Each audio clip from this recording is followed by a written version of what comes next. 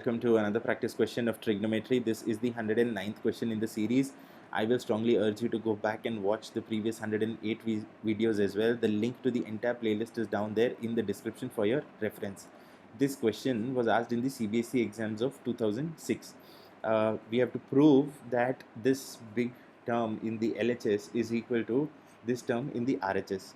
Now you see कि LHS के सारे terms जो हैं वो tan square में है और RHS के सारे टर्म जो हैं वो साइन में है। तो हम कोशिश करेंगे कि tan को हम साइन और कॉस में कन्वर्ट करें ताकि हम जल्दी से जल्दी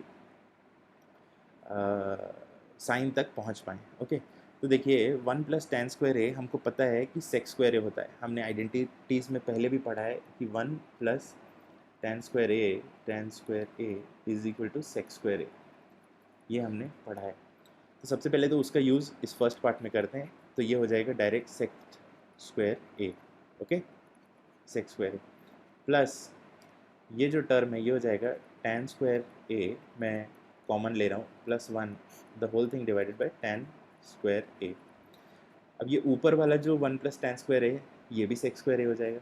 तो ये क्या हो जाएगा sec square A plus sec square A upon tan square ए, और इस पूरे में से मैं सेक स्क्वायर ए कॉमन ले लेता हूँ। तो ये हो जाएगा sec square A into 1 plus 1 upon tan square A. ठीक है, अब इसमें से मैं क्या करूँगा, मैं फिर से ऊपर कॉमन वो ले लेता हूँ। तो ये हो जाएगा टेन स्क्वायर ए, कॉमन डिनोमिनेटर ले रहा हूँ मैं, अपॉन टेन स्क्वायर ए, और ये हो जाएगा sec square A multiplied by sec square A upon tan square A.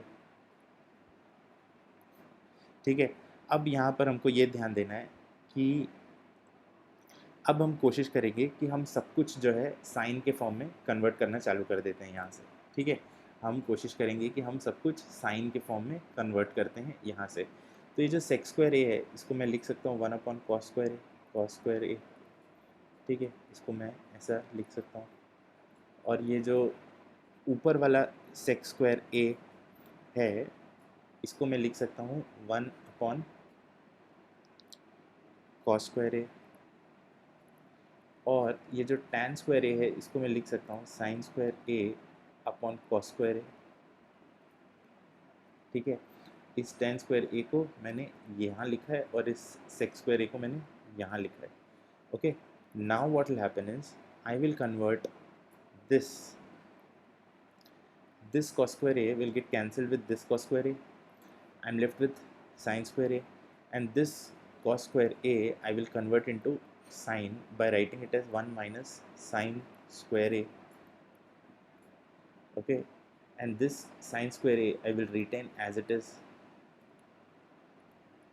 Now what I've done is I have managed to convert everything in terms of sin, and this will become equal to 1 upon, if I multiply this with this, what I get is sin square a minus sin to the power 4a, and this is the solution, my dear friends. I hope you found the solution useful.